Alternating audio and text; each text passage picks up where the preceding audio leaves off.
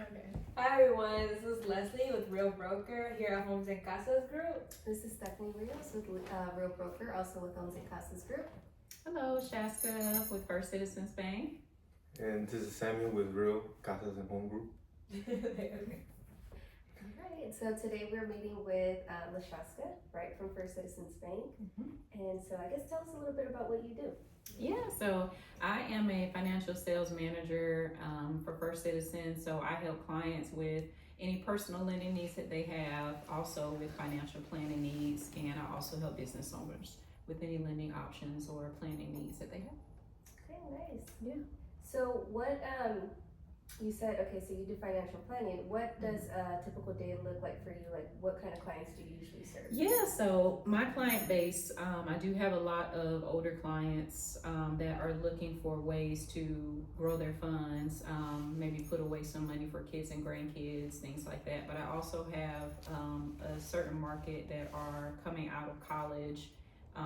They're moving into their careers and they're looking for ways to help boost their savings, budgeting.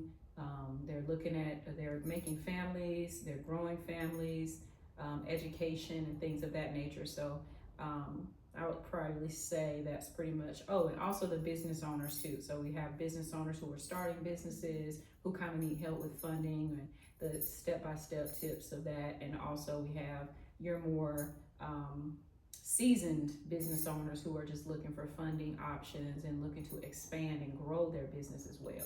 So it's a pretty vast market of different type of customers that I work with. Yeah, and you work with people really setting up to, I guess, success for their goals. You mentioned if people are ready to start their education, grow families or businesses. Right. But you also help people that have the goal of purchasing a home. Can you tell us a little bit about that? Yeah, for sure. So I'm able to help them with if they're purchasing their home for the first time. We help first-time home buyers with the process. As far as funding, of course, for the home. If they have questions regarding the type of mortgage that they're looking for that might best suit their needs, we can help them with that because we do have the entire product suite available to our customers. If they do need a realtor, if they need some type of referral, we do have some realtors that we know and that we trust and that we work with, that we can guide them and connect them with. First Citizens itself also offers first-time home buyer programs. We also have a grant that we are able to give out to select customers. So, I mean, there's a lot of information that goes into it and hand-holding, especially for your first-time home buyers. Right. Yep. You said for select customers, can you give us a little insight about the requirements or who it applies to? Yeah, so definitely for first-time home buyers, your grant programs are going to be out there for those. Those that may be just like we're talking about, the ones out of college, the younger folks who may just be starting out and they just don't have a whole chunk of cash sitting in the savings account for a down payment. Those types of customers we want to help definitely start that process of buying that first-time home. I mean, it's a huge investment. It's a great milestone in their life. So First Citizens wants to help those customers who need that assistance. It's obviously not for the ones that already have 3 to 5% down, or more for a home. This would be more suited for someone who's looking for a home, who is looking for funding and help with that as well. So that's what that grant would be more suited for. Okay. Yeah. And are there any credit requirements or income? There are credit requirements for mortgages. When you sit down with a mortgage loan officer, as you probably know, they do profile the customer and make sure that they provide them with the best solution that meets their needs. So it's a really big product suite for options. So I mean, you can have, from what I've looked at, mid 500s all the way up, to the 800s. I mean, it's a wide range of products that are offered to all types of customers depending on what type of credit challenges. Of course, you have to have income. You have to have some type of income coming in, and making sure that that's recurring and you're working somewhere. All of that is vetted. And the good thing about us is, though, we sit down with you before that. We get all your financials. We kind of see what your picture looks like because everybody's different. And so we look through it and see where you are specifically, and then we can create a plan. So say, for instance, we do meet with someone who is younger, who may have some credit challenges, and we look at them and their entire picture, and we talk to them about where they are and how we can get them. So a first-time home buyer, just so you know, it's a process. So you really want to start talking to your banker and your realtor way before you buy a home, right? 6 months to a year out, you want to start having the conversation so that if you do have credit challenges, you want to make sure that the banker knows about it so they can guide you through how to get through that and how to increase your credit score. Also, the realtor needs to have that clear expectation so they can know the timeline. That's a great suggestion for any first-time home buyers is don't just get out there by yourself and start looking for houses and then you see one you really like and then there's a credit challenge and we might not be able to get that home immediately. We may, it depends on the type of mortgage that you can qualify for, but there are some times where you have to wait and you have to kind of do some things first to prepare yourself to purchase the home. So I say that would be my advice as well for first-time home buyers is get with your banker ahead of time. If you don't have a banker, get with your bank, go in and actually talk to a banker and say, listen, this is where I'm at. Be transparent with them, let them know all of your entire financial situation and allow the banker to help you, walk you along the process, and then connect you in the front end with a realtor if you don't have one to help you as well. Yeah. Other than the credit challenges, what other challenges do you see that people come in with or deal with? Yeah, other than the credit, definitely the down payment. So like I said, that grant really helps a lot of customers who are, and there's 100% financing options too. Select customers are able to, through South Carolina, there are certain programs that help first-time home buyers buy their home through 100% financing, where if they meet a certain income criteria or income limit, then they may qualify for that. So that's another one that some folks think, I can't buy a home because I don't have the money, my first home, I'm gonna say when I first bought my first home, I didn't have $20,000-$30,000 sitting just to buy a house, right? So these programs are out there where you can go talk to your bank, and if they don't have it, keep going to a bank until you find one.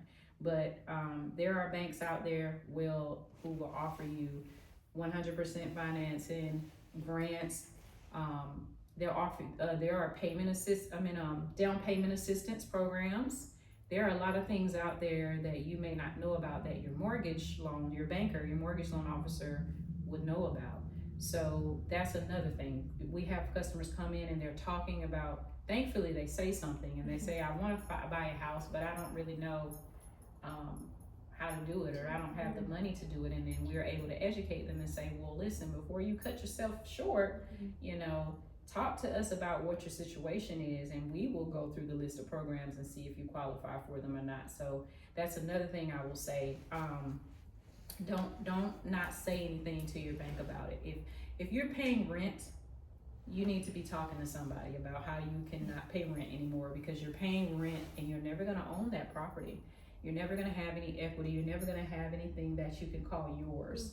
And so don't count yourself. And if you're paying it, rent right now, y'all can attest, is high. It costs a lot to rent an apartment. I just looked for Googles and Laughs a couple weeks ago and I was like, oh my gosh. Yeah, you might as well get a mortgage. You might as well. So if you're already paying rent for that, 9 times out of 10, there's not a huge hurdle there. Maybe it's just lack of education of you not thinking that you can qualify for one. And like I said, be realistic about your timeline. If you have charge-offs, if you have collections, if you have medical bills you're paying off, there are ways around that. As you guys probably know, the mortgage suites are full of ways that we can help customers now. The different types of mortgage loans that are offered are a lot different than they were 20 years ago, or 30 years ago. So, but that's definitely one. It's credit, or either it's I can't afford it, is what I hear more so than anything else. Yeah. So what does the process look like when someone that is a first-time home buyer comes to you, right? And they're like, before I talk to anybody else, I want to know what my financials look like. What does that process look like? How do you walk them through it? Yeah, so I typically give them a list of what's needed, and Usually when you go talk to a mortgage loan officer, they're gonna need your tax returns for the last 2 years. They're gonna need, if you have W-2s, they're gonna need those. If you have any income rental properties, and this is for anybody, anything like that. So as a first-time home buyer, anything that you are putting on your taxes that you are getting income from, you need to give that to the banker to review, because that's going to be looked at for your cash flow to see how can you pay for this home. So tax returns, W-2, 1099. If you're getting any type of child support or anything like that, you know, alimonies, any type of income that you report on your tax returns, you want to make sure they know about that. Also, talk about your credit. Talk about your credit history. I cannot preface this enough. I'm not bashing anybody. Please don't think I am, but I'm not. I really recommend, instead of the Credit Karmas and all of that, that you go directly to the credit bureaus for your credit score, your beacon score, and get an official credit report. You can go to Equifax.com. You can go to Experian. Experian has a really good program because they allow you to look at all 3 scores.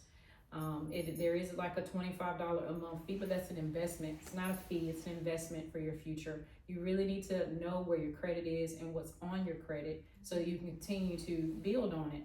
I would say that. So we would walk through that. I would show them, if they need help, I would show them how to log in and create an account, and then we would look at the credit history and kind of see what's on there. And if there are any other challenges that they may be having personally, like if they're dealing with, I don't really know what side of town I want to live on. I don't really know I don't really know where I should start as far as how much I can afford, because sometimes first-time home buyers don't know. Right. That's another overwhelming part, is they're like, I really like these homes, but when they see 200,000, 300,000, 400,000, they're just like, what? I don't know. Like, so we'll talk about their debt. We call it a debt to income ratio. So we'll look at, okay, how much are you bringing in versus how much is going out? Okay, so we'll look at all of that and we'll say, okay, this is your cap. We'll help them calculate that and say, this is your target, your house. This is what you can afford. You need to stay in this RAM right here. When you get connected with the realtor and y'all are looking at houses, you need to look at this particular number when it comes to it. So wherever they fall, we try to make sure that they are aware of that as well when it comes to what can you afford. And that's a simple ratio of using your debt. If you're at home and you're watching this, you can literally take your monthly payments, your utilities, everything that's coming out of your monthly check that you get. You take all of that out and you divide that amount by your income, and then it'll give you your debt to income ratio, which is a percentage. And if you know anything about credit, you've probably been doing some research, 30% is like your target for where you want to be. So if you're over 30% after you do that calculation, then you say, okay, I got some work to do. Might be you maybe bumping up your payments on any of, if you have some credit cards or something like that, or student loans or what have you, maybe bumping up on your payments if you can afford that. Going through your budget. There are so many different templates on Google. If you have a banker that you can access, you can ask them for a budget sheet. But if you want to Google one, Google a budget sheet and sit down at the table, old school, and write down everything that's coming out of your expenses and everything that's that you have to pay, and look at it and see where your budget is. How much do I bring in a month? How much goes out a month, right? And look at that and kind of be more it'll be more tangible for you. You can pull it up if you need to adjust it. There are some you can actually keep on your phone. I know we're digital a lot these days, so there are digital templates you can pull up on Google and you can type it all in and you can save it. But that's another thing we'll do. We'll go over their budget and make sure that they're aware of really what's going in and coming out, and give them a true understanding of what they can afford. And then it just gives them more confidence. Now that they're working with their realtor, they know, okay, I can afford this house. So let's look at these houses here. I've already looked at, everything with my banker, and we need to stay within this guideline here. And it just helps give them more confidence when they're out searching with their realtor.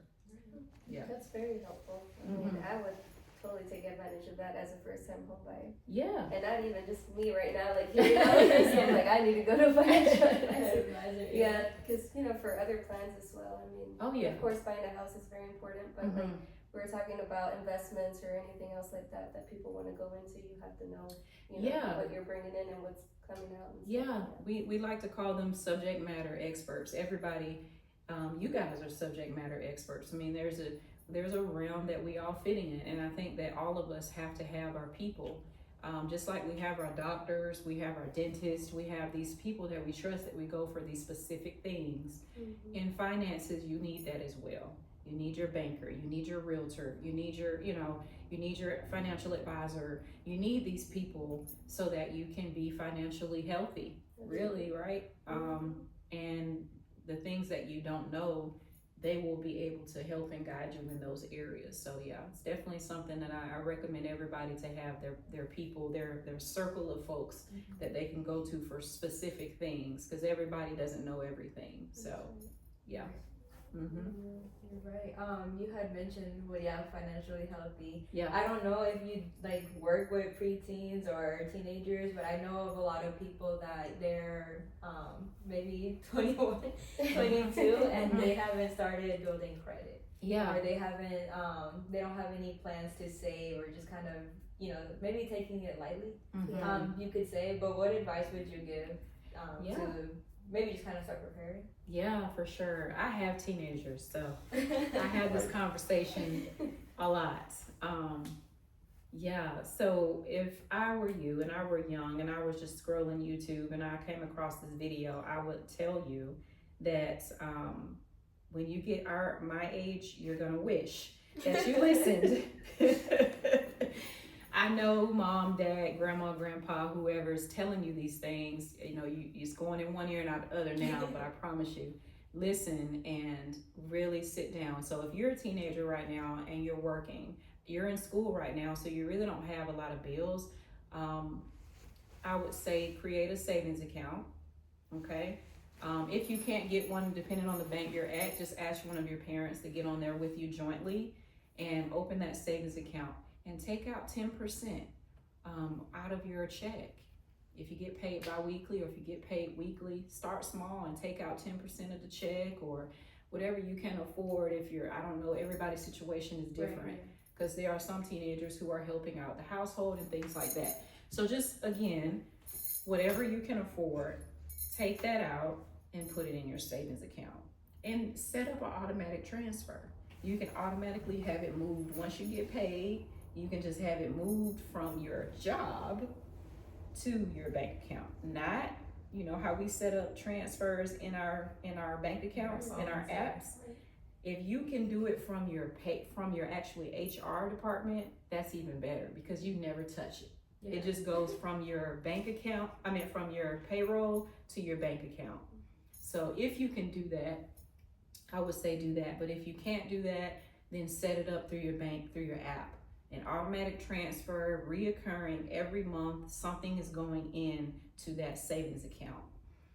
Another thing I would say is create yourself a budget. So say you are into sports and things like that, allocate some funds. Okay, this is how much money I'm gonna spend on my outings with my friends when I go to the football games, at the canteen.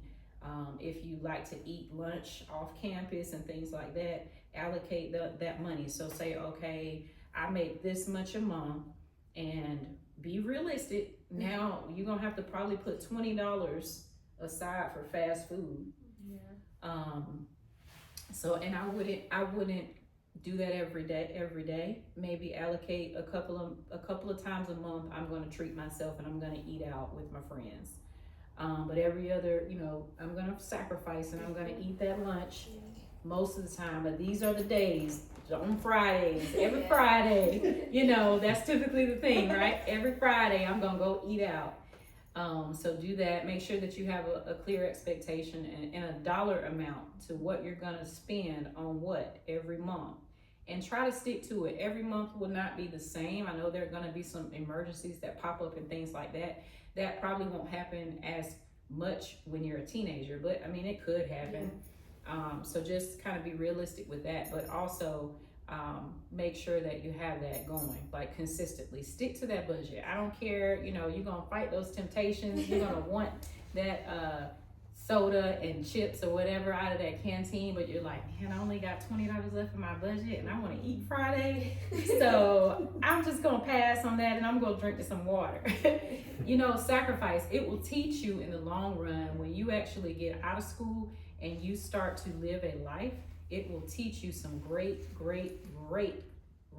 things about saving and understanding what's important, and understanding your needs versus your wants and your wishes, and it'll help you in the long run. So that would be my advice to you young folks out there.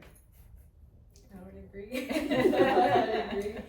It can be pretty difficult to stay in the budget. It is as an adult. That's why I'm saying if you start young though, if I feel like myself included, like if I had started younger, even in your early 20s, you know, the younger the better. If you are working and you are out of school, like if you're in college or if you are blue collar working, go ahead and get your retirement account. Go ahead and open that. Your job probably has something that they offer. Start thinking about that long term, because I wish somebody would have pulled me aside and said, hey, you know, go look at what options are available at your job, or go look at what options are available at your bank or what have you. Because time is really important. We don't get that back. Time is precious. So after you look back on your life, you're 40, 50, 60 years old, you know, you can't go backwards and say, oh, you know what, I've learned that I need to open this and that, and so let me go back and do that. So another thing I would say to the young folks is definitely think about your life 20, 30 years down the road. And how can I make sure that I'm living the way I want to live then? I know that right now I'm doing good, but what is my 20, 30 year forecast look like? That's another thing I would say. Just make sure that you are looking at the full picture, not just right now. Yeah, I agree. Yeah. Having that discipline, right? Financial discipline. Oh yeah, and it takes time, and consistency is the key. I say that a lot because it's true. If you do something, it's proven. If you do something, they say, 30 days, consistently, it becomes a habit. So if you just really be consistent and focus on, all right, I'm gonna do this consistently, right? Over time, it'll be like waking up in the morning. It'll be just something to do, right? It'll be a part of your lifestyle. So that's the important part. Don't just do it once or twice. You have to be consistent with it enough so that it sticks. And now, when you are 20 and 30 and 40 and 50, it's just the way you live. I don't need to go and buy the newest car. I don't need the newest phone. I don't need this. I don't need, if it works, why do I need a new one? Right. You'll have that mindset already in you. But if you don't consistently tell yourself that and consistently live that way, it won't happen. Yeah. You're right. We covered a lot of topics here, just financial planning, budgeting, and then advice for younger people. Did you have any other tips that you had, or any other, maybe not on topic? I will say, I know that right now is a challenging time in our economy. There are a lot of things going on, but what I will say is, you know, that's how history is. If you're nervous about what's happening, what you're seeing in the news or anything like that, just be assured that historically there have been hard times. And the one thing I can say, and what I know to be true, is having a plan is important because of that, right? Because of the what ifs. They're always going to be here. We're always going to have issues. We're always going to have economic problems, disasters. You know, that's just the life that we're here in. So having a plan is super important for that reason. So get with your banker. You can come see me at First Citizens if you don't have one, so that we can help you create that plan and make sure that you have the life that you deserve to the best of your ability. Yeah, that's what I would say. Perfect. Thank you so much You're welcome. for giving us this advice and time here. How, if anyone did have any questions, how can they reach you? Yeah, so I am located at West Columbia Sunset Branch. You can call me at 803-733-2060. You can also email me lachaska.salmond@firstcitizens.com. If you have any questions or if you'd like to meet with me, please let me know. Perfect. And Thank we'll you leave all so of much. that information in the Yes. description. Thank you Yes, so much. you're very welcome. Well, bye. Bye.